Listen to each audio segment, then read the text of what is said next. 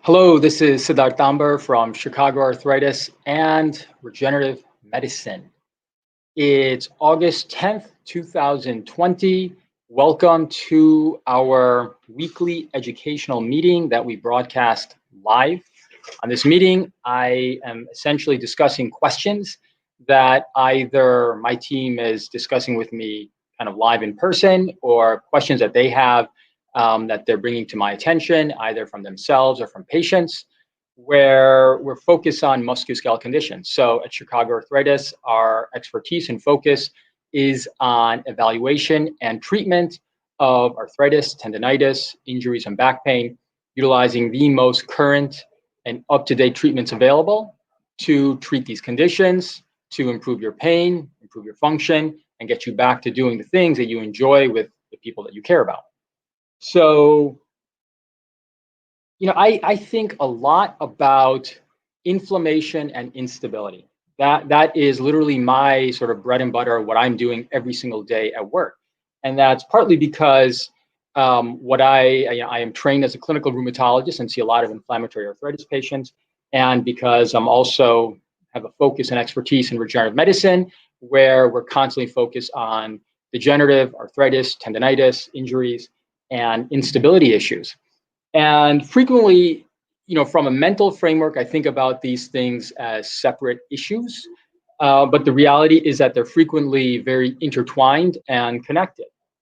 And it's helpful to think about them separately because there are different issues for each one of these. On the other hand, they're frequently intertwined as well. And so while inflammation really requires a very dedicated and specific way of looking at things, instability has a completely different way of looking at things. And what's interesting is that when you sort of bring them together, you get a more comprehensive understanding of the musculoskeletal system and when and how to treat them, because each one of them has a very different focus and approach to treatment, and a very different treatment set of algorithms and tools that we can utilize. But what's interesting is that I do have patients on the inflammatory end that also have a lot of those instability issues. And so we know that inflammatory arthritis patients, such as rheumatoid arthritis, psoriatic arthritis, ankylosing spondylitis patients, that they do also have much higher rates of degenerative arthritis, tendinitis, tendinopathies as well. And so these are frequently intertwined. And I've had, I think, 3 cases last week that really helped to explain that, or exemplify that, where you can have inflammation and instability issues and some of the subtleties involved with how you look at that. So the first case I'll mention is a patient I've known for about 1.5 years, where she has an underlying Chrons inflammatory bowel disease, meaning inflammation in her gut. That's also caused inflammation in her SI joints in the past, and some other kind of tendon-related issues. So I saw her about 1.5 years, a year ago, and her Crohn's disease was still a bit active, but she was having a lot of hip, SI, lower back pain symptoms. And at that time, I told her, because she was already taking a medication for her Crohn's disease, was you really need to sit down with your gastroenterologist first and foremost, because if you do have active inflammation in your body, in your gut, you really need to treat that first before we even start to evaluate anything going on in your SI, hips, lower back area. So she went through that process, and it literally has taken her about a year to kind of help to resolve those issues, work through them, sort through what is actually inflammation in the gut versus not inflammation in the gut, and changing her diet, changing her medications, working really in a dedicated fashion with her gastroenterologist to try to figure this out. And finally, after about a year, she's been able to sort it out, and she still has this residual SI, hip, lower back pain symptoms. But and now that she's kind of gone through that process of working through the inflammation component, now that she still has some of the instability issues in her SI joints that are driving her pain, she's got some mild early arthritic issues in her facet joints, some instability in the lower back, as well as some instability in the hips. We were now able to then progress to the next level of treatment. In her case, based on various factors, we ended up utilizing BMAC, as well as, which is bone marrow-derived bone marrow aspirate concentrate stem cells, as well as adipose and platelets to help treat some of those issues for her. I think she'll do well now because we treated the inflammation issues first. And it's taken a little bit longer to get to that, but it's the right way to do it, right? Treat the bigger issue first, the inflammation, then get to the instability issues.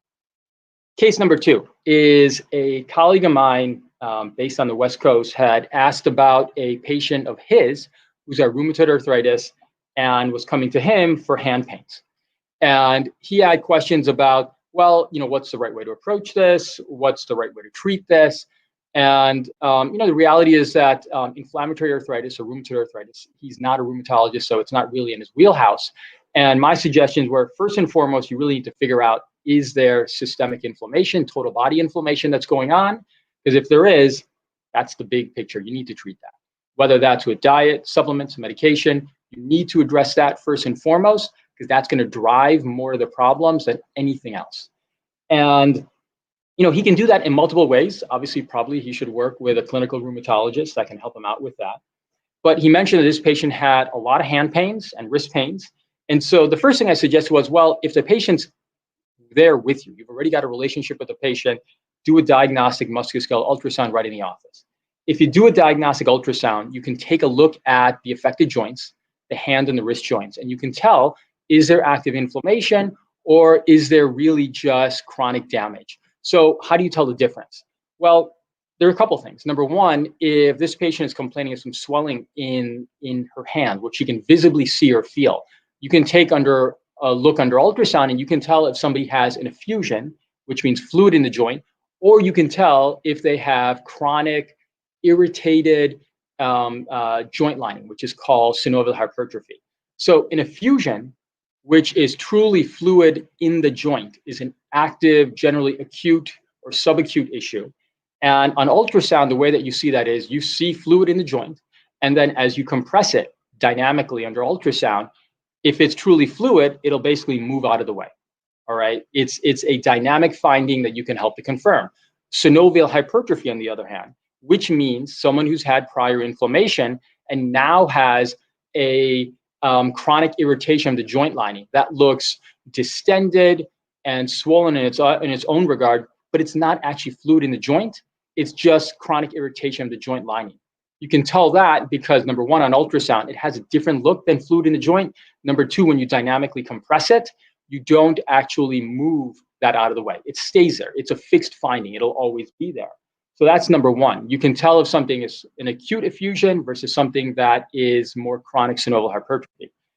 The first, which is more fluid in the joint, is more inflammation in the joint, is a sign that the rheumatoid arthritis is more active. The second, the synovial hypertrophy, is more a sign of just prior inflammation. The second thing that he can look at is under ultrasound, does this patient have what's called power Doppler uptake on ultrasound? Essentially, Doppler is looking at movement. And if you're looking at joints and tendons, normally you do not find blood flow.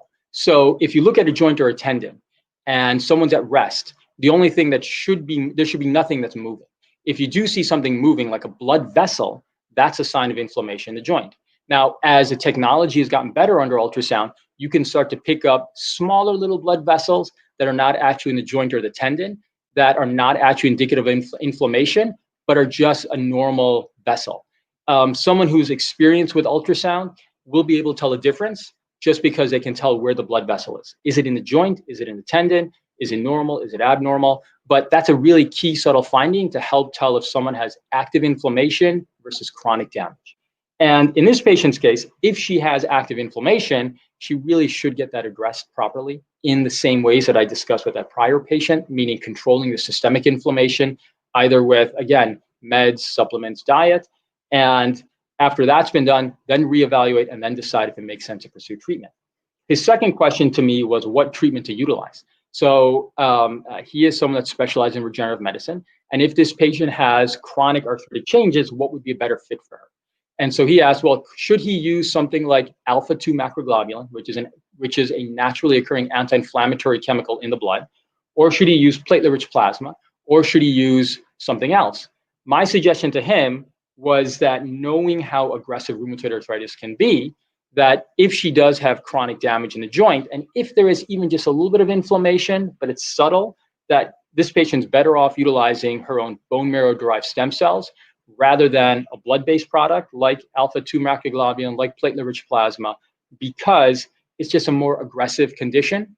And within bone marrow aspirate stem cells, you do have anti-inflammatory chemicals, including alpha-2 macroglobulin, as well as interleukin receptor antagonist protein.